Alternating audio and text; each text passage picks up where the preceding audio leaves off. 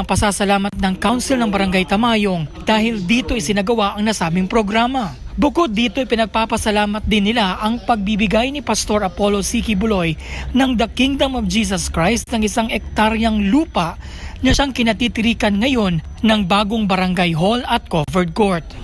Dako po natong pagpasalamat sa atong mahal na pastor, Pastor Apollo C. Kibuloy, nga diin kining gitarukan karon sa bag-ong barangay hall o bag-ong gym. Nga gi-donate ni Pastor 1 hectares. Dako kayo ang tabang niini sa mga katawhan nga karon niya sa barangay Tamayong tungod kay Pastor. Dako gyud ang iyang gugma sa pagtabang sa mga katawhan dinhi sa barangay Tamayong ug ato man nakitan. At upang maiwasan na magamit ang programa sa politika, hindi na muna magsasagawa ng kultura van hanggang matapos ang eleksyon sa susunod na taon.